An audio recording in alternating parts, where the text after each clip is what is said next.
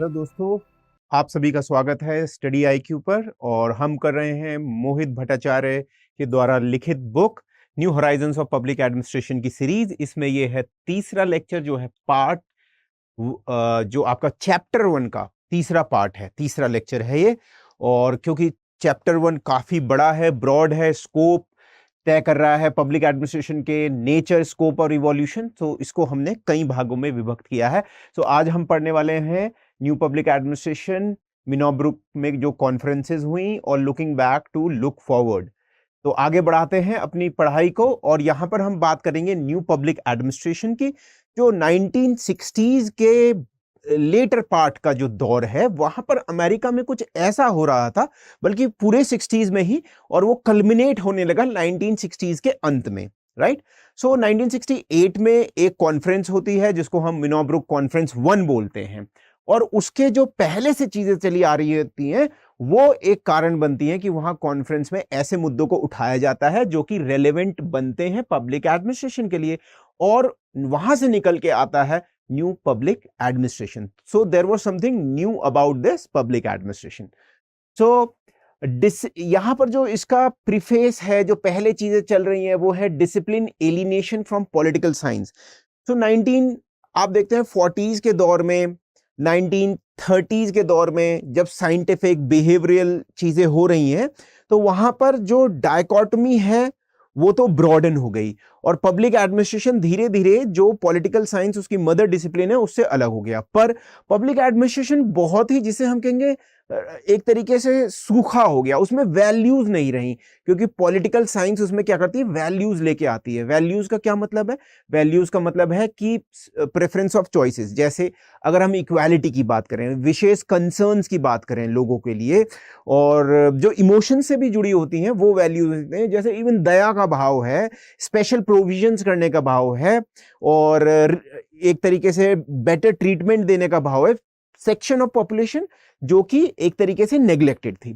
So basic purpose and cohesion of public administration would be heightened by closer association with political science. ये बात यहां पर लाई गई।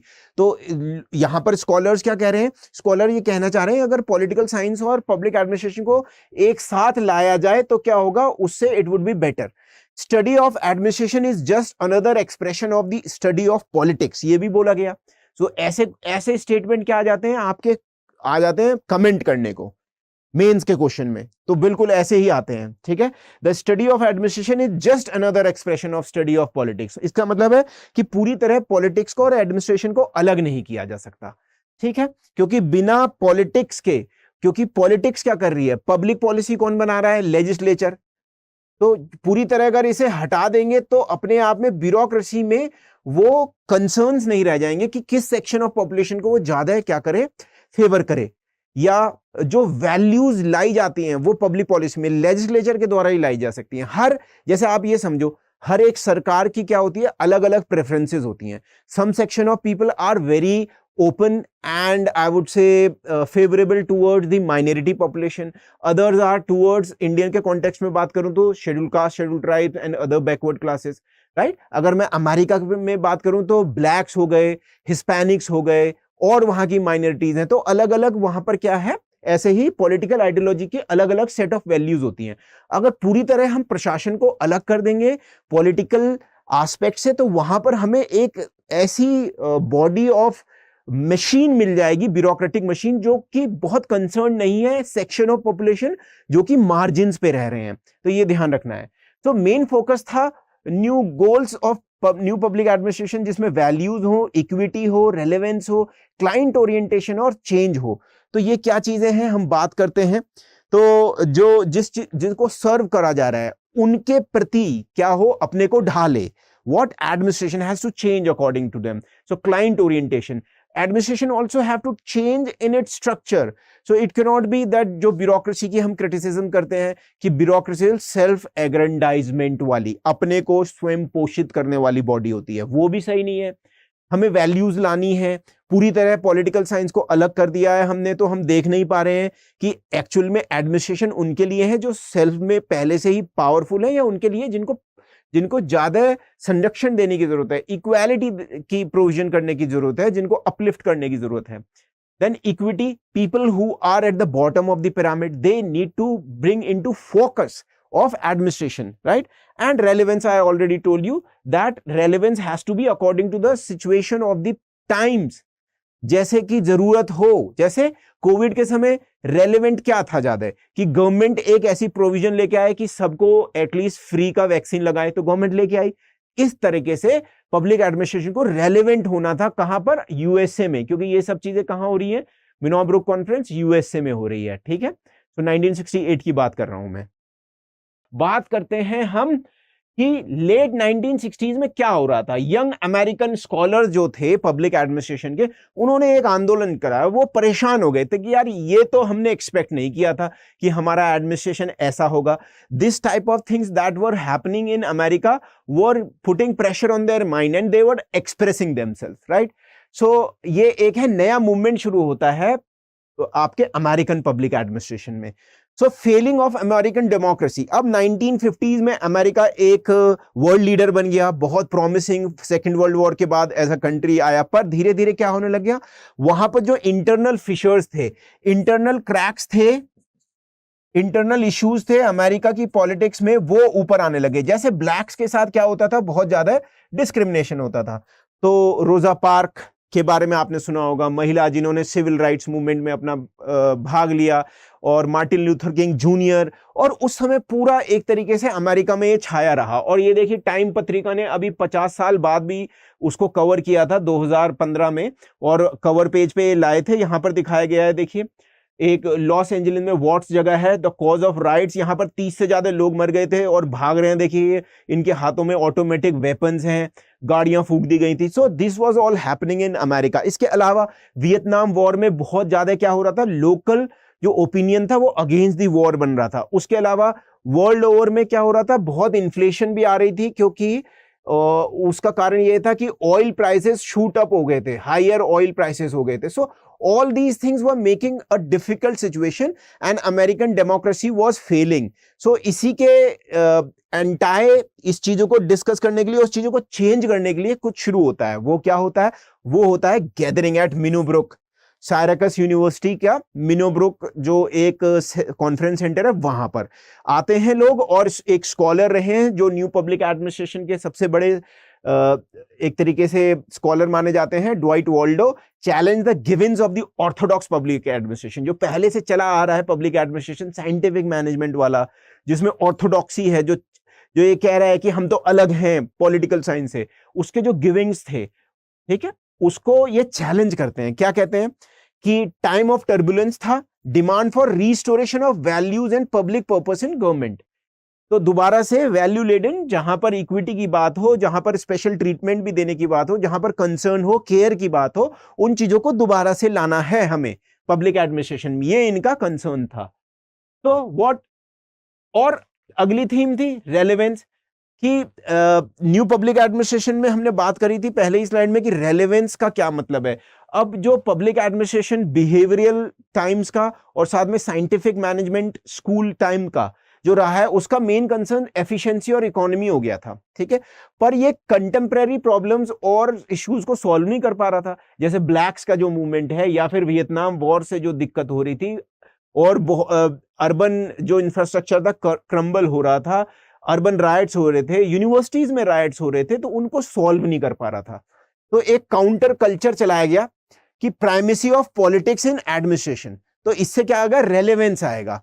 There has been an ideological conviction that in the USA, the bureaucratic instrument of power utilized by the political establishment. अब इसका मतलब है क्या, bureaucratic instrument of power, a political class जिस bureaucracy का यूज कर रही है अपनी पावर को बढ़ाने के लिए, and studied with academic detachment, और academically यूनिवर्सिटीज में इस ब्यूरोक्रेसी को डी अटैच कर दिया गया है, मतलब पॉलिटिक्स से अलग कर दिया गया है, ठीक है। The intellectual establishment are among the most oppressive institutions of American society. इसका मतलब कि जो मुख्य कार्य करने वाला एग्जीक्यूटिव है, जिसका पॉलिटिकल क्लास यूज कर रही है और जिसको यूनिवर्सिटीज में एज अ अलग सब्जेक्ट स्टडी किया जा रहा है, वो अपने आप में क्या बनाता है, अगर उसमें हम वैल्यूज नहीं लाएंगे तो अपने आप में वो ऐसा बन गया है कि मोस्ट ऑपरेसिव सिस्टम है, क्योंकि अल्टीमेटली लोगों को पकड़ के बंद करना है, डंडे मारने, राइट्स में फायर कर दिया, राइट। और इसके अलावा जो ब्लैक्स हैं, हिस्पैनिक्स हैं या पुअर्स हैं, उन पे ध्यान नहीं दे रही है अगर ब्यूरोक्रेसी।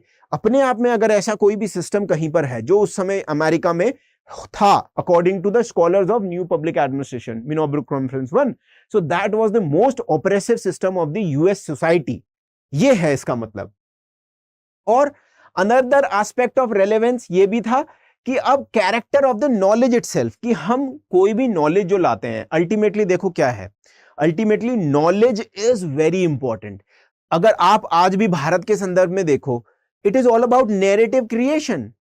कोई भी एक चीज गवर्नमेंट ने सही काम किया या गलत काम किया कोविड में, अब मैं एज अ स्कॉलर 4 आर्टिकल्स लिख दूं, एक बुक लिख दूं, तो लोग बिलीव करने लगेंगे। यहीं पर ये कह रहा है कि नॉलेज के ऊपर प्रश्न कर रहा है कि जो लिखा जा रहा है पब्लिक एडमिनिस्ट्रेशन में, क्या वो उनके लिए लिखा जा रहा है जहां पर लोगों को सबसे ज्यादा जरूरत है, या खुद ब्यूरोक्रेसी अपने लिए बढ़िया बढ़िया चीजें लिखवा रही है, राइट। क्या इंटेलेक्चुअल्स का जो फोकस होना चाहिए वो है वहां पर जहां पर ब्यूरोक्रेसी को काम करना चाहिए, या सेल्फ सर्विंग हो गया है, right. So another aspect of relevance issue relates to character of the knowledge itself. The question was asked कि public administration की knowledge किसके लिए है, for what? लोगों का जीवन सही करने के लिए, या केवल जो rich को और rich बनाने के लिए? Is it the purpose of PubLad to facilitate use of administrative knowledge for the perpetual political power? Political power को बढ़ाते रहने के लिए है क्या?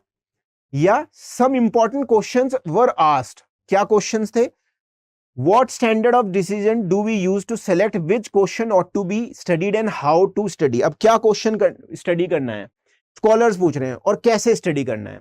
अब इसका मतलब क्या है कि क्या हमें poverty देखनी है, या केवल white लोगों में poverty देखनी है, या हाउसिंग सोसाइटी देखनी है, और कैसे स्टडी करना है, लोगों के आज जाके रिसर्च करना है, नहीं करना है, ऐसी चीजें पूछी गई। हमारे questions of priority knowledge creation के समय कौन बनाते हैं? जो हमें ऑर्डर आ जा रहा है गवर्नमेंट की तरफ से वो, या हम खुद जा रहे हैं लोगों के बीच में, प्रोफेसर्स क्या कर रहे हैं ये? To what extent we are aware of social and moral implication of knowledge in public administration. अगर कोई भी नया पब्लिक एडमिनिस्ट्रेशन में नॉलेज लाई जा रही है तो उसका सोशल और मॉरल इंप्लीकेशन क्या होगा? इसका मतलब एक बुक लिख दी जैसे कि police is doing very good in US, but police must not be doing उस समय अच्छा, because they were killing the blacks and blacks were against the establishment at that time, there were riots happening.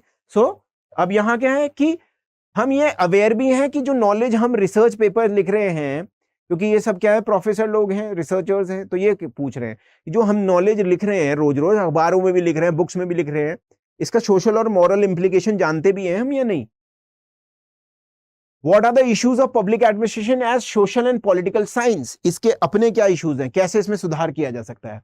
Does public administration presently yield knowledge useful to certain institution in society, dominant ones and not to other? मतलब कि dominant institutions क्या हो सकते हैं? Bureaucracy अपने आप में एक dominant institution है, ठीक है, और इसी की तरह लेजिस्लेचर भी हो सकता है, या पावर इलीट भी हो सकता है, ये भी इंस्टीट्यूशन है अपने आप में, पावर इलीट जो कैपिटलिस्ट इंस्टीट्यूशंस हैं वहां। और not to other, not to other में कौन आ गए? नॉट टू अदर में माइनॉरिटीज भी आ गई यूएसए की, पुअर भी आ गए यूएसए के, ठीक है, इसमें ब्लैक्स भी आ गए यूएसए के, ये लोगों के बारे में। Sir, does public administration presently yield knowledge useful to certain only few institution? देखिए, ब्यूरोक्रेसी अपने आप में बहुत पावरफुल इंस्टीट्यूशन होता है। अगर ब्यूरोक्रेसी को चैलेंज नहीं किया गया तो उससे ज्यादा पावरफुल कोई इंस्टीट्यूशन है ही नहीं, वो पूरी की पूरी तरह चीजें बदल के रख सकता है। चैलेंज करने का मतलब ये नहीं है कि हम ब्यूरोक्रेसी को एक तरीके से कमजोर करें, बल्कि ब्यूरोक्रेसी में सुधार कैसे किया जा सकता है। क्योंकि मैक्स वेबर क्या कहते हैं, और मार्क्स भी कहीं ना कहीं कहते हैं, मार्क्स क्रिटिसिज्म करते हैं मैक्स वेबर के ब्यूरोक्रेसी मॉडल का, कि अल्टीमेटली ब्यूरोक्रेसी क्या है? पावर इलीट के द्वारा यूज होने वाला instrument to govern over the people who are proletariats in a way, right? So class instrument है, इसीलिए यहां पर ये जरूरी है पूछना। These are obviously very disturbing questions, और इसी तरह ये स्टेटस को चैलेंज करते हैं। और देखिए, अपना ध्यान रखिएगा, पब्लिक एडमिनिस्ट्रेशन में जो ब्यूरोक्रेसी है वेरी इंपॉर्टेंट है, और ब्यूरोक्रेसी को हमेशा माना जाता है कि स्टेटस कोइस्ट है, स्टेटस को इसका मतलब है यथास्थिति बरकरार रखो, कुछ चेंज मत करो। पर यहां पर मेन जो चैलेंज था वो आ ही रहा था कि हमें तो चेंज करना है, इसीलिए ये क्वेश्चन पूछा जा रहा है। The new movement demanded radical curriculum, change होना चाहिए, करिकुलम पूरा सिलेबाई क्या होना चाहिए, चेंज होना चाहिए यूनिवर्सिटीज में, और उसमें मीनिंगफुल स्टडीज होनी चाहिए, रियलिटीज ऑफ पब्लिक लाइफ, कि इतने सारे लोगों के बीच में क्या है, पॉवर्टी है, so many people are in jail without doing much of the crime, or they are not getting out if they are blacks. Then there is restrictions on blacks. These are the realities or American life on blacks at that time. ठीक है, so realities of public life ये करना जरूरी है, ये पढ़ाए हमारे देश में। ऐसे कंसर्न्स थे किनके, जो लोग मुनोब्रुक में आए थे, scholars, PhD scholars, professors, right, students also. And values लाना जरूरी है, वैल्यू न्यूट्रलिटी कुछ नहीं हो सकती कि no you should not, you should only and only concern about the data and quantitative aspect, नहीं, क्वालिटेटिव भी। आपने इमेजिन करो कि 10 ट्रक कहीं पर भेज दिया आपने अनाज, पर वो लूट लिया गया पावरफुल लोगों के द्वारा और गरीब लोगों को कुछ मिला नहीं। तो आपको पॉलिसी में ही ये इंप्लीमेंटेशन करना होगा कि इंश्योर कराना होगा किसी तरह इक्विटेबल डिस्ट्रीब्यूशन हो, ये ही वैल्यूज हैं। या जो गरीब है, जैसे हमारे यहाँ अंत्योदय स्कीम है, उनको ज्यादा जाए, ये ही वैल्यूज हैं। ठीक है, so NPA rejected value neutral stand taken by behavioural political science and management oriented public administration, कि ये तो नहीं चलेगा। ठीक है, कि वैल्यू न्यूट्रलिटी हो ही नहीं सकती। यहां पर आपको espouse the cause of disadvantaged section in the society, उनके लिए विशेष तरीके की आपको क्या करनी पड़ेगी, पॉलिसीज बनानी पड़ेंगी। तो you can not have universal policies कि सबको हम क्या करेंगे, फेवर कर देंगे, but you need to favour some section of people ज्यादा है। And value should be serve through administrative action. इसके अलावा एक स्टेटमेंट है बहुत इंपॉर्टेंट, ये क्वेश्चन आ भी चुका है, आ भी सकता है दोबारा। The new public administration is less generic and more public. ठीक है, less generic and more public का मतलब ये है जनरल, जो सबके लिए कॉमन हो, वो नहीं। मोर पब्लिक, पब्लिक का मतलब सरकारी, यहां पर सरकारी मतलब ब्यूरोक्रेसी का रोल, यहां पर गवर्नमेंट का रोल। ठीक है, अपने आप में। देन फॉरबियर, इससे पहले वाले एडमिनिस्ट्रेशन जो चला आ रहा था उससे ज्यादा ये क्या है, public. Less descriptive and more prescriptive, क्या चीज है समाज में वो नहीं बताना, प्रिस्क्राइब करो व्हाट शुड बी डन, है ना। Less institutional oriented and more client impact oriented, इसका मतलब है इंस्टीट्यूशन, मैंने समझाया, इंस्टीट्यूशन अपने आप में ब्यूरोक्रेसी एक इंस्टीट्यूशन है। ठीक है, so new public administration is less institutional oriented या government oriented and more client impact, कि लोगों पे क्या फर्क पड़ेगा, केवल प्रोसेस पूरा करने से नहीं, लोगों पे कितना फर्क पड़ा आपकी पॉलिसीज का, है ना। And less neutral and more normative, neutral ना होके ज्यादा नॉर्मेटिव है। नॉर्मेटिव क्या होता है, नॉर्म्स, ठीक है, जो एक स्टैंडर्ड सेट करते हैं, right. Less neutral and more standard set करने वाले नॉर्म्स जो होते हैं। And it is hope no less scientific, और ऐसा भी नहीं है कि इसमें साइंटिफिक फर्वर हम पूरी तरह हटा दें।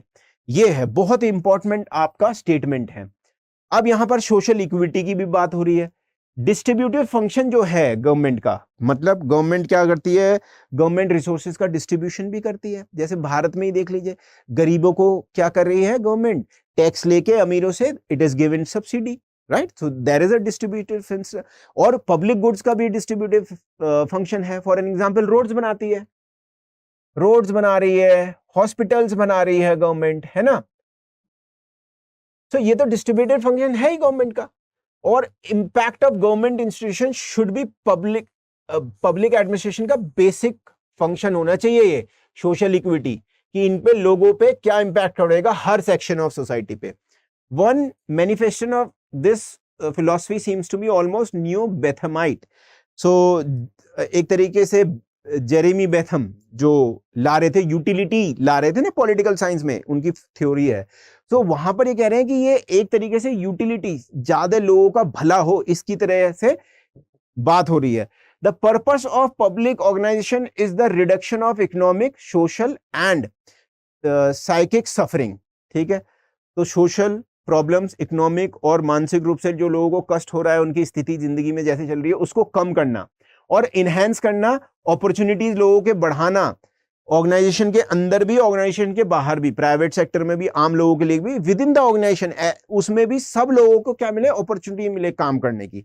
तो ये Frederickson has gone a step further और उन्होंने कहा कि a public administration which fails to work for changes, मतलब चेंज नहीं कर पा रहा है, जो रियलिटी है समय की उसके अनुसार सर्व नहीं कर पा रहा है, which try to redress the deprivation of minorities will likely be eventually used to repress those minorities।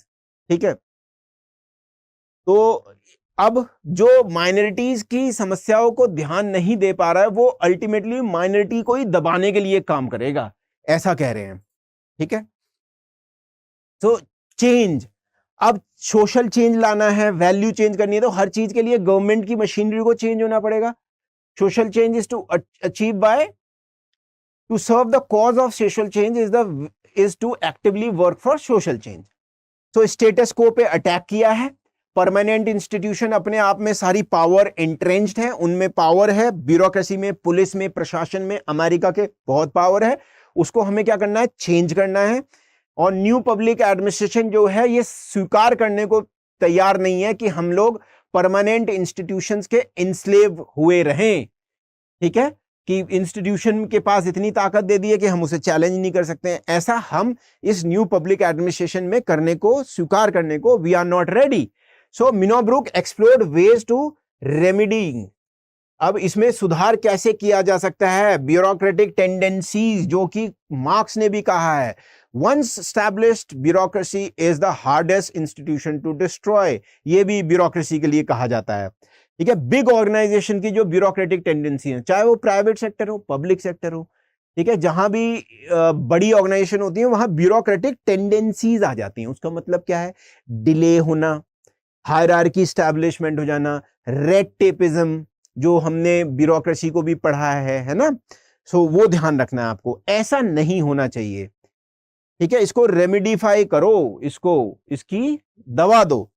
सो इसके एंटी मूवमेंट्स भी रहे हैं मिनोब्रुक से, जो हमें देखने को मिल रहे हैं न्यू पब्लिक एडमिनिस्ट्रेशन के। एंटाई मतलब इनके विपरीत, ये इनके विपरीत बात करता है, एंटी थ्योरेटिक। ठीक है, केवल थ्योरी से काम नहीं चलेगा, चेंज एक्शन ओरिएंटेड बनना पड़ेगा। ठीक है, एंटी पॉजिटिविस्ट, पॉजिटिविस्ट का मतलब यह है कि हर चीज को आप स्टैब्लिश फैक्ट के द्वारा स्टैब्लिश कर सकते हो, परंतु बहुत सारी चीजें क्या होती हैं, सोशल डायनेमिक्स से भी आ रही हैं।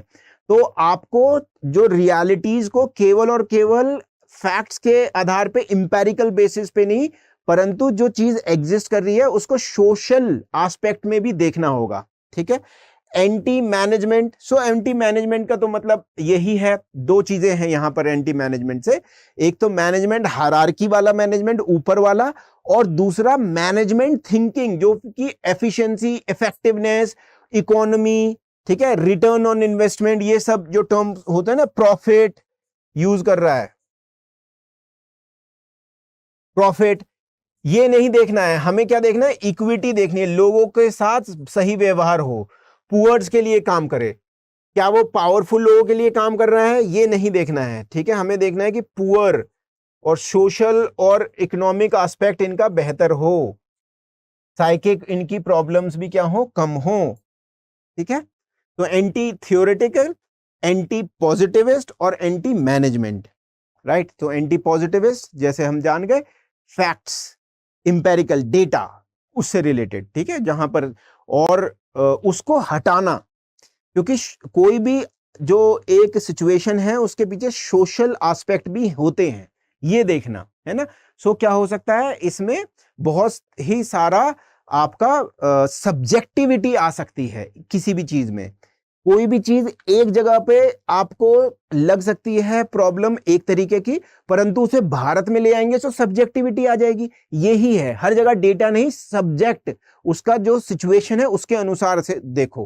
तो the client oriented, normative and socially conscious public administration, ऐसा new public administration as advocated by new movement is of direct, ये बहुत इंपॉर्टेंट लाइंस हैं आपकी बुक में, बहुत इंपॉर्टेंट लाइन है ये, डायरेक्टली लिंक कर रही हैं इंडिया के एडमिनिस्ट्रेशन को इस यहां पर न्यू पब्लिक एडमिनिस्ट्रेशन से, ठीक है, इंडिया या थर्ड वर्ल्ड कंट्रीज। देखो क्या कह रहा है कि the client oriented normative socially conscious public administration as advocated by the new movement is of direct relevance to the third world, हम जैसे देशों के लिए, countries as well where public administration is in dire need to be debureaucratized. इसका क्या मतलब है? And basic qualitative transformation. अब देखो ब्यूरोक्रेसी में ब्यूरोक्रेटाइजेशन का क्या मतलब है? ब्यूरोक्रेटाइजेशन का मतलब है ब्यूरोक्रेसी स्टैब्लिश हो गई है, ब्यूरोक्रेसी पावर इलीट के लिए काम कर रही है, ब्यूरोक्रेसी के स्लो प्रोसेस हैं, और ब्यूरोक्रेसी में एक तरीके से सेल्फ एग्रेंडाइजमेंट है, अपने को सर्व कर रही है, अपने बड़े बड़े ऑफिस कर लिए हैं ब्यूरोक्रेसी ने। आपको ये कहां देखने को मिलेगा? हमारे देश में। तो जब हम ब्यूरोक्रेसी को पढ़ते हैं, हम सबको ब्यूरोक्रेसी में जाना है वो बात अलग है, पर ब्यूरोक्रेसी को एज एन इंस्टीट्यूशन जब हम पढ़ते हैं तो देखते हैं कि बहुत गरीब भारत जैसे देश में क्या ऐसा कैसे संभव है? जिला कलेक्ट्रेट तो इतनी बड़ी बिल्डिंग होती है, वहां पर तो इतनी गाड़ियां हैं, इतना सब साजो सामान है, उसी के 2 किलोमीटर दूर बिल्कुल लोगों के पास छप्पर भी नहीं है रहने को। समझ में आया? तो ये है। So where public administration is in dire need, ऐसा करना है कि डीब्यूरोक्रेटाइजेशन करो इसको ये जो ओवरली डेवलप्ड एडमिनिस्ट्रेशन हो गया है इसको कम करो, इसको एक्शन ओरिएंटेड बनाओ, इसको स्लीक बनाओ, राइट, इसको तेज गति से काम करने वाला बनाओ। एंड क्वालिटेटिव ट्रांसफॉर्मेशन की जरूरत है, क्वांटिटेटिव नहीं कि आपने अभी तक 10 थाने पुलिस स्टेशन थे आपने 25 बना दिए, कुछ नहीं होगा, क्योंकि ये पुलिस अभी तक क्या काम कर रही है? ये अभी पुलिस पुराने समय में काम कर रही है, ये स्टेट के लिए एक तरीके से स्टैब्लिश कर रही है पुलिस स्टेट, कुछ नहीं होगा। अब पुलिस को मित्र पुलिस बनना पड़ेगा, ठीक है। ये एग्जाम्पल मैं इंडिया से जोड़ रहा हूं क्योंकि थर्ड वर्ल्ड कहा गया है, इसीलिए क्वालिटी सुधारनी पड़ेगी आपको। ये जो क्वालिटी है ये मित्र पुलिस, ठीक है, पीपल पुलिस करना पड़ेगा, ओके। तो ये है। सो केवल और केवल हमने 1000 और पुलिस वाले ले लिए, 10,000 डीएम और ले लिए, काम नहीं चलेगा, because they are working for the same site of mindset. Very important to understand. So you need not quantitative, quantity में नहीं बढ़ाओ, क्वालिटी में बढ़ाओ, ठीक है। तो यहां पर एक देख रहा है आपको, ये है छप्पर, ये टूटा हुआ सा कुछ खपरेल जिसे हम बोलते हैं, एक महिला पानी लेके जा रही है बेचारी, उसके घर में पानी भी नहीं है ना। तो डीब्यूरोक्रेटाइजेशन करने की जरूरत है और क्वालिटेटिव ट्रांसफॉर्मेशन करने की जरूरत है। बहुत सारे ऑफिस खोल लेने से, 10,000 ऑफिसर और लेने से कुछ नहीं चलेगा, ऐसा कौन कह रहा है? न्यू पब्लिक मैन एडमिनिस्ट्रेशन के स्कॉलर्स कह रहे हैं, ठीक है। सो इसी टाइप की ब्यूरोक्रेसी हेल्प करने वाली है, ओके। सो आगे होती है सेकेंड मिनोब्रुक कॉन्फ्रेंस। अब ये मिनोब्रुक कॉन्फ्रेंसेस जो हैं हर 20 साल के बाद होती थी। तो सेकेंड मिनोब्रुक कॉन्फ्रेंस जो होती है 1988 में होती है। अब यहां पर काफी चीजें बदल गई हैं 1968 से 88 के बीच में। 1968 में जो न्यू पब्लिक एडमिनिस्ट्रेशन का जो कॉन्सेप्ट आया, उसने ब्यूरोक्रेसी को, गवर्नमेंट को एक तरीके से क्या किया? सपोर्ट किया, ठीक है। अब गवर्नमेंट को सपोर्ट किया, तो गवर्नमेंट को सपोर्ट तो किया और ब्यूरोक्रेसी को भी सपोर्ट किया, पब्लिक एडमिनिस्ट्रेशन और पॉलिटिकल साइंस को भी क्लोज लाने का प्रयास किया। पर 1960s में ही 70s में क्या होता है, धीरे धीरे स्कॉलर्स ये देखते हैं कि ये जो प्रॉब्लम है ब्यूरोक्रेसी की जा नहीं रही है, और वो देखते हैं कि प्राइवेट सेक्टर आगे बढ़ता जा रहा है। सो इस समय बहुत सारे स्कॉलर्स कुछ scholarly articles, research paper, books लिखना शुरू करते हैं जहां वो क्रिटिसाइज करते हैं ब्यूरोक्रेसी को, और वो कहते हैं मैनेजमेंट ओरिएंटेशन ज्यादा बढ़िया है, ठीक है। तो एक तरीके से पब्लिक एडमिनिस्ट्रेशन में अब मैनेजमेंट के साथ प्राइवेट सेक्टर के साथ क्या हो रही है? एक जुगलबंदी देखने को मिलती है। तो यहां पर 20 साल के बाद जो दोबारा से एक कॉन्फ्रेंस हो रही है, वहां पर हमें देखने को मिल रहा है इकोनॉमी बेहतर हो गई है और सपोर्ट और एक्सपेंशन हो गया यूएस पब्लिक एडमिनिस्ट्रेशन का, उसके लिए भी स्कॉलर्स में सपोर्ट है, ठीक है।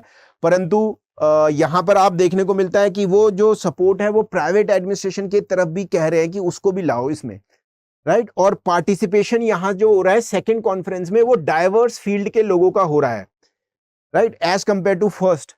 और चेयरमैनशिप फेडरिक्सन, आपको स्कॉलर का पिक देखने को मिल रहा है, professor Frederickson. Public ad reality in post Reaganite USA. अब हम जब भी बात करते हैं रोनाल्ड रीगन की, रीगोनॉमिक्स की बात करते हैं, जो उन्होंने प्राइवेट सेक्टर के साथ मिलके क्या किया, ब्यूरोक्रेसी को चेंज करने की कोशिश की। तो रिग्नाइट यूएसए का मतलब है रीगन, रोनाल्ड रीगन के बाद का यूएसए, जहां पर प्राइवेट सेक्टर के लिए क्या हो गया, एक एक्सेप्टेंस बढ़ने लगी। ये जब हमें देखने को मिल रहा है तो और क्या चीजें हैं, ethics, social equity, human resource function, reconciling public administration and democracy shows continuity in intellectual interest। तो मतलब ये चीजें क्या हैं, मिनोब्रुक कॉन्फ्रेंस 1 से 2 में भी आती हैं। डिफरेंट थीम्स जो यहां डिस्कस करी गई, जो मिनोब्रुक कॉन्फ्रेंस 1 में नहीं करी गई 68 में, और 88 में करी गई। लीडरशिप पे बात हुई, पहले में नहीं हुई थी। कॉन्स्टिट्यूशनल प्रोविजंस पे बात हुई, लीगल प्रोविजन में टेक्नोलॉजी और पॉलिसी और टेक्नोलॉजी का कितना संबंध होना चाहिए, वेरी इंपॉर्टेंट। एंड इकोनॉमिक, इसके बारे में ज्यादा चर्चा हुई, जो कि पहले में इतनी चर्चा हुई नहीं थी। वहां पर ब्यूरोक्रेसी पे ज्यादा फोकस था कि कैसे एनपीए न्यू क्या से लाई जाए, है ना। 1968 हमने जिक्र करा आपसे।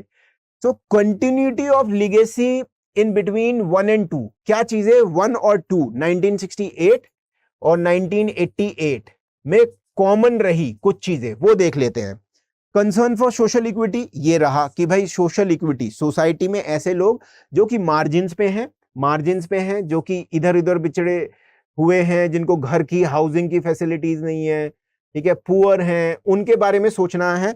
ये तो दोनों में रहा, 1 में भी और 2 में भी। Continuity of legacy, debate between normative and behavioural perspective with epistemological questions, how people learn about the field. अब एपिस्टेमोलॉजिकल मतलब theory of knowledge, philosophy of knowledge, ठीक है।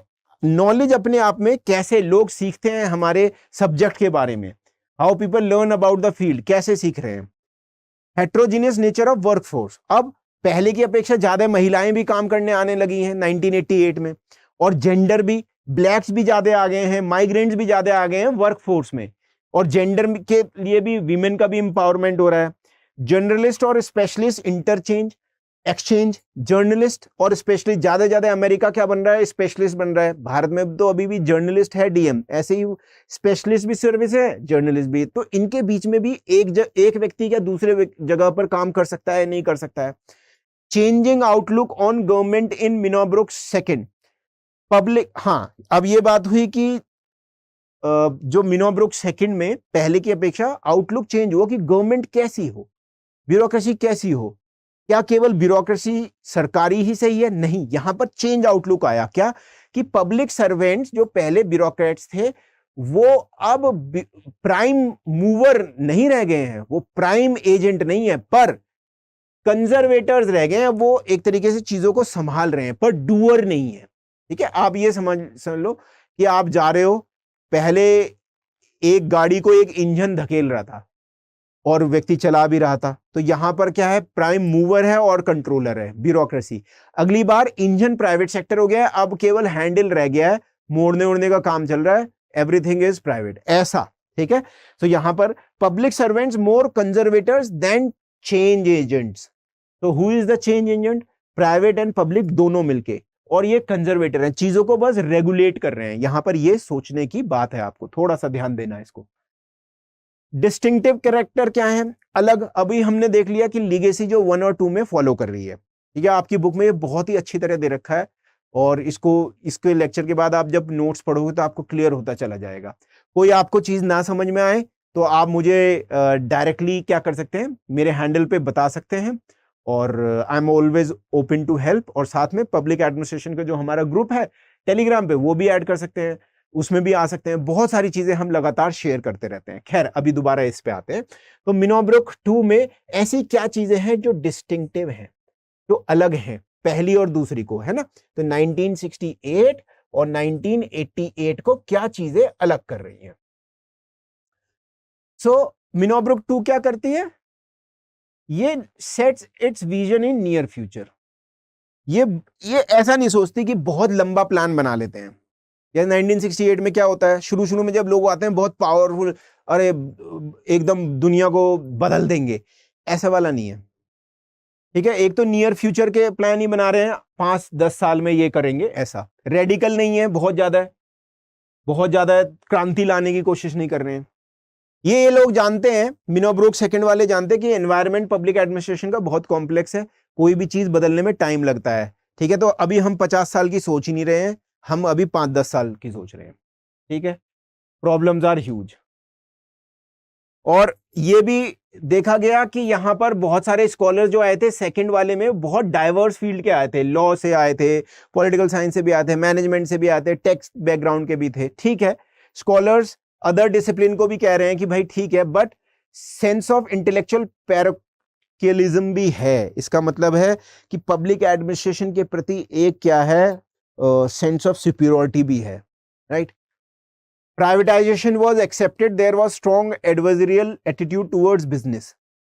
ठीक है, प्राइवेटाइजेशन को एक्सेप्ट तो कर रहे हैं कि हाँ प्राइवेट की भी है, पर यह भी मानना है कि अपने आप में बिजनेस जो है ना वो भी कंप्लीट सोल्यूशन नहीं है, क्योंकि बिजनेस भी अपने आप में क्या करता है, सर्टेन टाइप्स ऑफ इनइक्वालिटीज लाता है।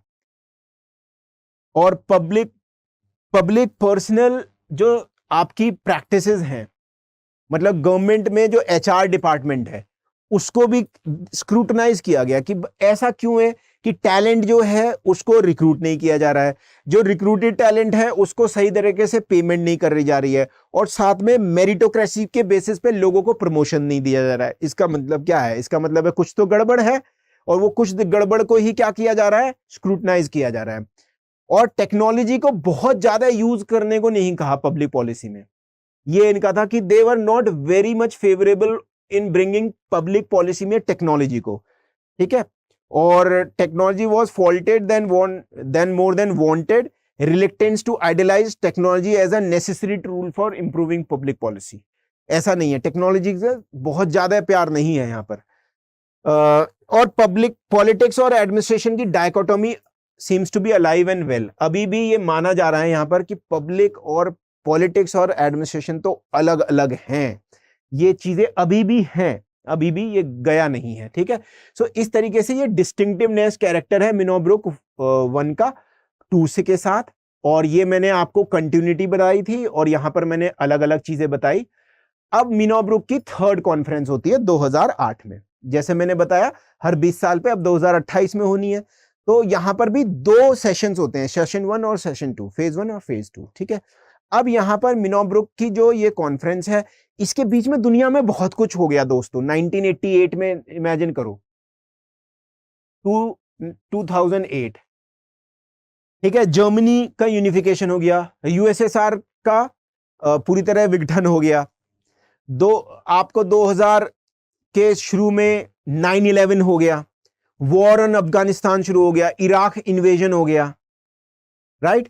और आपका एक तरीके से जो साउथ ईस्ट एशिया में क्राइसिस आ गया था। तो कितनी चीजें बीच में हो रही हैं, और भी आपकी बुक में काफी चीजें दी हुई हैं। So there was lot of change that happened, right. American economy downgrade हो गई थी, ग्लोबल टेररिज्म बहुत बढ़ गया था, और अमेरिकन इकोनॉमी में आ गया सब प्राइम क्राइसिस। लेमन ब्रदर्स 2008 सितंबर, लेमन ब्रदर्स आप पढ़ोगे, लेहमन ब्रदर, ठीक है। ऐसे बैंकिंग और फाइनेंशियल इंस्टीट्यूशंस क्या करने लगे, टैंक करने लगे, और 9/11 जैसे और भी दुनिया में अटैक होने लगे, जो वर्ल्ड ट्रेड सेंटर पे ओसामा बिन लादेन ने करा था। तो global terrorism, economy, ecological imbalance बहुत आने लग गया, क्लाइमेट चेंज बहुत होने लग गया, ये भी प्रॉब्लम हुई। और यहां पर जो ऐसी प्रॉब्लम्स हैं जैसे क्लाइमेट चेंज है, और आपका जो मैंने बताया लेमन ब्रदर्स के थ्रू पूरे वर्ल्ड में फैल गया जो सबप्राइम क्राइसिस, ये टेररिज्म है, ये एक कंट्री के बस की बात नहीं है। इसीलिए यहां पर जो एक आइडियोलॉजिकल फ्रेमवर्क लाया जा रहा था इस कॉन्फ्रेंस में, वो ये था कि things are interconnected in whole of the world. So it was not only concerned with American perspective, that is why they invited, बहुत सारी कंट्रीज से क्या हुआ, पार्टिसिपेंट्स को इन्वाइट किया। ग्लोबल अप्रोच थी यहां पर, और ग्लोबल चैलेंजेस थे, जैसे मैंने बताया क्लाइमेट चेंज, सब प्राइम क्राइसिस, इकोनॉमी के क्राइसिस, माइग्रेंट्स के क्राइसिस, ये सब तो एक कंट्री के बस की है नहीं ना। सो इसीलिए that is why there was this international perspective into it. Theme क्या थी, the future of public administration. अब फ्यूचर को हम कंसर्न कर रहे हैं, public management and public service around the world, पूरे विश्व के जगह पर हम नजर है हमारी। यहां पर देख रहे हैं रोजमेरी और लॉरी, ये प्रोफेसर हैं, स्कॉलर हैं, इनकी चेयरमैनशिप में हुआ। Purpose of Minnowbrook conference third, ये इंपॉर्टेंट है काफी, ठीक है। अब क्या है, to exchange knowledge of current and solutions in a variety of settings and culture. इसका मतलब इंडिया में क्या होता है, इंडिया में पुलिस कैसे काम करती है, यूएसए में पुलिस कैसे काम करती है, ठीक है, पाकिस्तान में पुलिस कैसे काम करती है, जुडिशरी कहां पर कितनी स्ट्रांग है, यूएसए में तो काफी स्ट्रांग है, इंडिया में भी स्ट्रांग है, ठीक है, पाकिस्तान में कैसी है, कॉम्प्रोमाइज्ड है, राइट। सो आप देख रहे हैं, to exchange knowledge of current and solutions in variety of settings and cultures, variety of settings, इसका मतलब है developing country, cultures, farming culture भी हो सकता है, इंडस्ट्रियलाइज कल्चर भी, चाइना की तरह भी डिफरेंट डिस्टिंक्ट कल्चर हो सकता है, राइट। सेशन ये डिसाइड किया गया पर्पस में, इंटरनेशनल पब्लिक सेक्टर पे, कोलैबोरेटिव गवर्नमेंट गवर्नेंस पे, एक गवर्नमेंट दूसरी गवर्नमेंट के साथ में, not only the governance of the government sector but also governance by the means of common people, NGO, civil society, ये भी। Training next generation of public servants कैसे करेंगे, क्योंकि यहां पर बात करी गई थी कि there is lot of crisis already, there are dark times, क्योंकि 1988 से 2008 तक बहुत सारी चैलेंजेस आए हैं और पब्लिक एडमिनिस्ट्रेशन उन डार्क टाइम्स में अपने को प्रूव नहीं कर पाया है कि that can serve the people, right? So we need to train the new type of bureaucrats who would be not only very good at solving problems but will have international perspective. Why? Antarctic, Arctic, वहां बर्फ पिघलेगी तो हर जगह दिक्कत होगी। Covid अगर China से शुरू हो गया तो अमेरिका में नहीं गया, तो क्या गया? न्यूक्लियर वॉर कहीं पर दिक्कत हो जाती है, अमेरिका में भी दिक्कत होगी, है ना। सो ये इस तरीके से we need to create a bureaucratic people or body of expert who can take care of these aspects. So that is why training of the next generation of public servants, development of network of scholars to support future collaboration दुनिया भर में, and exchange of ideas in public service, चाहे हमारे देश में हो चाहे और देश में हो। मतलब हमने यूपीआई डेवलप कर ली और उससे ये भी फायदा उठा सकते हैं, हम अमेरिका की चीजों से फायदा उठा सकते हैं। तो आप देख रहे हैं ना कैसे, और ये कब कहा जा रहा है, मैं आज की चीजें लिंक करके बता रहा हूं, ये कहा जा रहा है 2008 में, ठीक है, पर कितना अच्छा, मतलब एक तरीके से एकेडमिकली इंटेलेक्चुअली डेवलप्ड कॉन्सेप्ट है, ये ध्यान देखने की बात है। इसमें बेस्ट पेपर्स जो आए, पेपर्स का मतलब है रिसर्च पेपर्स, और उनका एक्सट्रैक्शन हुआ, उनको कहा गया इनको पब्लिश करेंगे और इनको दुनिया भर में जो पब्लिक पॉलिसी और मैनेजमेंट के जो ग्रेजुएट्स हैं, पोस्ट ग्रेजुएट्स हैं, स्कॉलर्स हैं, उनको पढ़ाएंगे, ताकि ये जो यहां से थीम आई है लोग पढ़ें और उस पर जो स्कॉलर्स हैं पब्लिक एडमिनिस्ट्रेशन में, मैनेजमेंट स्कूल में, पब्लिक पॉलिसी स्कूल में, वो उनसे सीखें। तो ये थी क्या मेन आपकी पर्पसेस ऑफ मिनोब्रुक थर्ड, याद रखना है आपको। टॉपिक एक्सप्लोर्ड एंड डिबेटेड, इतने सारे टॉपिक्स, बहुत सारे टॉपिक्स पे चर्चा हुई है, और पब्लिक एडमिनिस्ट्रेशन को रेलेवेंट कैसे बनाना है, कोलैबोरेटिव गवर्नमेंट कैसे करनी है, डेमोक्रेसी में परफॉर्मेंस कैसे बढ़ाना है, फाइनेंशियल मैनेजमेंट कैसे सही करना है, सरकारों का बजट ओवरशूट ना हो जाए और ज़्यादा फिस्कल डेफिसिट ना हो, राइट। इसके अलावा ग्लोबलाइजेशन और कंपैरेटिव पर्सपेक्टिव लाना है कि इंडिया से कंपेयर कर लो, अमेरिका से कंपेयर कर लो और यूके से कंपेयर करो, कैसे चीज़ें बेहतर होंगी।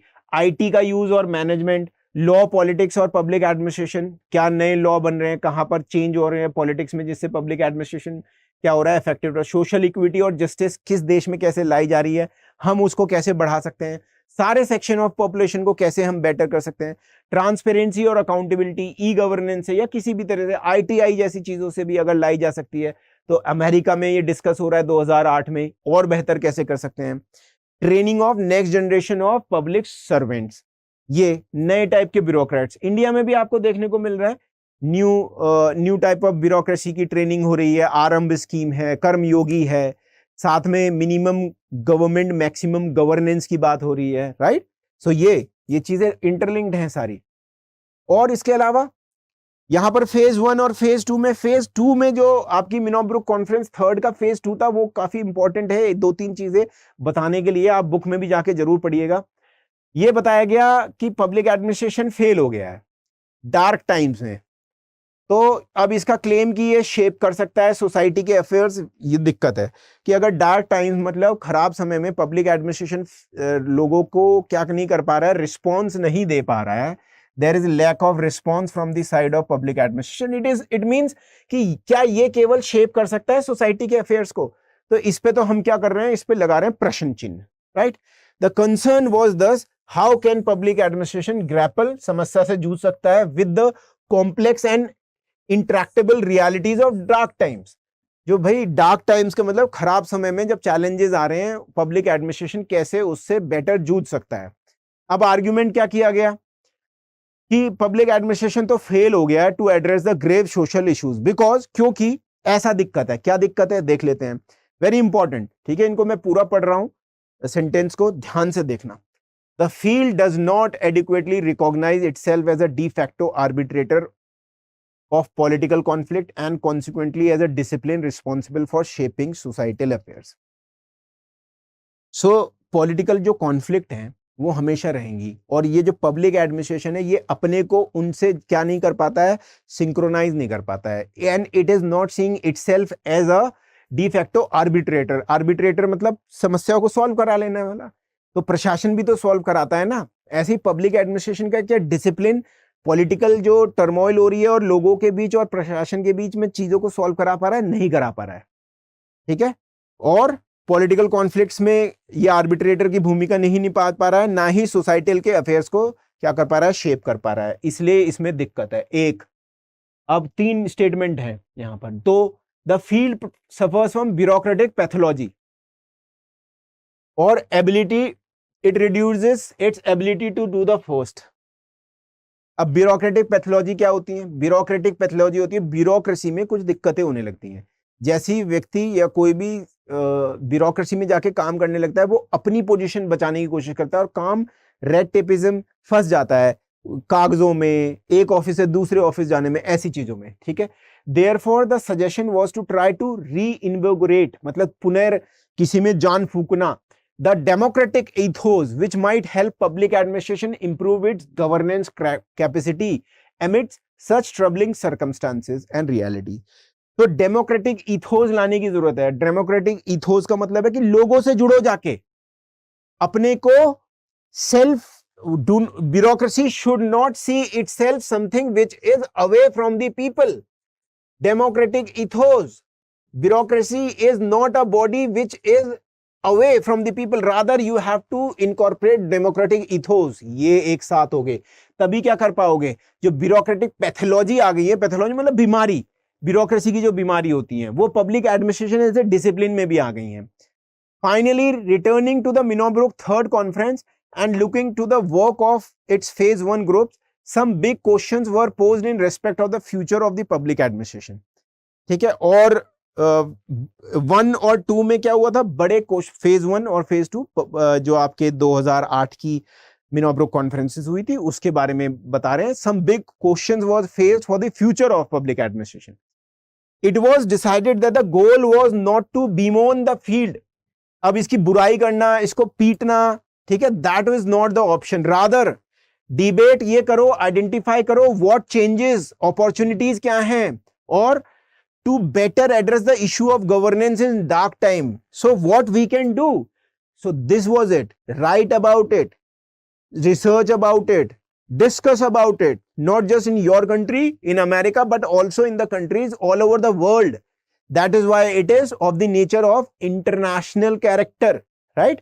So it is a bad idea to bemoan, to kind of beat it up. Rather, there are a lot of opportunities you have to see and make the capacity building and do capacity building in the public administration so that we can face the problems that are there to better address the issues of governance in dark times, right? कितनी सही बात लिखी है ना? So this is the main thing. So अब हमने Minnowbrook 1 की बात करी थी, मिनोब्रुक 2 की बात करी थी, मिनोब्रुक 3 की बात करी। तो इसके अलावा दोस्तों मिनोब्रुक के ऊपर हमारे चैनल पे 1, 2 और 3 को मैंने एक अलग लेक्चर में भी कवर किया है, ठीक है, तो वो भी आप जाके देख सकते हो। यहां पर मोहित भट्टाचार्य जी की बुक के थ्रू जो हम कर रहे हैं वो भी यहां पर मैंने किया है इस लेक्चर में। अलग से भी एक लेक्चर है, उसको भी देखना चाहिए आपको। Looking back to look forward, अब यहां पर looking back to look forward एक टॉपिक है आपका, तो वहां पर बस ये है कि 1968 में जो पहली मिनोब्रुक कॉन्फ्रेंस हुई, 1988 में जो सेकंड मिनोब्रुक कॉन्फ्रेंस हुई, और 2008 में जो थर्ड मिनोब्रुक कॉन्फ्रेंस हुई। पहली मिनोब्रुक कॉन्फ्रेंस से आपका न्यू पब्लिक एडमिनिस्ट्रेशन निकल के आया, यहां पर आपको निकल के आया न्यू पब्लिक मैनेजमेंट 1988 के बाद पे, यहां पर न्यू पब्लिक सर्विस आया, ठीक है, इसके बारे में भी मैंने लेक्चर्स बनाए हुए हैं।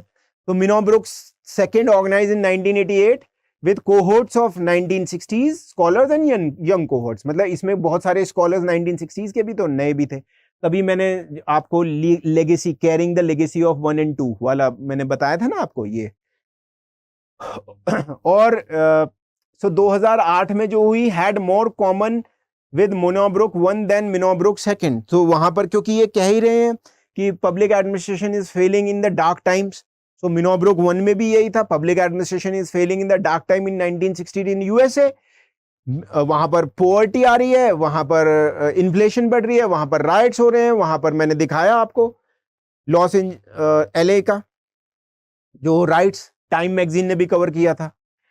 और between Minnowbrook second and third, it means 1988 and 2008 के बीच में बहुत कुछ हो गया, एक्स्ट्रा ऑर्डिनरी चीजें भी हो गई हैं। ये भी इस टॉपिक के अंदर डिस्क्रिप्शन है। जो मैंने बताया जर्मनी का यूनिफिकेशन हो गया, न्यूक्लियर कई जगह पे वो कर लिए गए हैं लोगों के द्वारा, न्यूक्लियर आर्सेनल बढ़ा दिए गए हैं। इसके अलावा यूएसएसआर का विघटन हो गया है, और इसके अलावा साउथ ईस्ट एशिया में नई टाइप की इकोनॉमी आ गई है, वहां भी .com बबल आ गया था 2000s में, टाइगर इकोनॉमी डाउन हो गई थी। इसके अलावा 2001 में 9/11 हो चुका है अमेरिका में, Afghan war, Iraq invasion, Saddam Hussain वाला पूरा एपिसोड हो चुका है।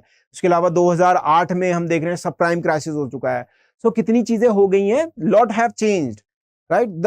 अब the organization of the conference seems to have agreed the mission for Minnowbrook third was to critique the current state of public administration, public management and public service today and examine the future of the field। ठीक है, तो ये तो हमने बात करी ली। तो ये इन्होंने क्रिटिक किया करंट स्टेटस को और फ्यूचर ऑफ द फील्ड को कैसे बनाना है। We need to train new type of people who would be the bureaucrats of next time, right? We have to correlate and we have to do intergovernmental studies, we have to do collaborative governance। ये सब मैंने जिक्र कर लिया है आपसे, है ना। So this is the to achieve, हमें क्या करना पड़ेगा to achieve this mission। दो पार्ट्स में मिनोब्रुक को करा गया था, हम स्टडी किया गया था। For the phase 1 workshop new scholars road brief critics, जो फील्ड में अभी चल रहे थे, और इन्होंने ग्रुप्स में जाके इन टॉपिक्स पे काफी बात भी करी, ठीक है, सेशंस में। और सेकंड, ये तो अलग है, ग्रुप की तरह बात करें। सेकंड जो इसमें फेज हुआ तो वो कॉन्फ्रेंस जो होती है, जहां पर लोग अपना पेपर देते हैं कि ये मैंने पेपर लिखा है, ये प्रॉब्लम्स हैं एंड मैं ये सॉल्यूशन दे रहा हूं, ऐसे ऑर्गेनाइज किया गया, ठीक है। During phase 1 the expectation was there to be rich discussion about public administration in dark times, although in fact there was little acknowledgement of these issues. So इनके बारे में चर्चाएं तो हुई, पर एक्नॉलेजमेंट कम हुआ, लोगों को फिर भी लगा कि ऐसा है नहीं, बहुत ज्यादा चीजें ऐसी नहीं है। तो खैर, so this was about the 2 phases and also Minobruk third, and this has to be told to you into detail by reading the statement because those statement are very important। ये ध्यान रखना। अब इसके बाद आप जाके स्टेटमेंट पढ़ोगे तो वो स्टेटमेंट को पूरा का पूरा लाइन बाय लाइन पढ़ना, ठीक है। वो बहुत ही इंपॉर्टेंट स्टेटमेंट्स हैं जो पब्लिक एडमिनिस्ट्रेशन में होते हैं। और इसके अलावा आप बात करें तो you can always connect to me through the Instagram and through the Telegram। So over here there is a group, and by this group you will get very rich material.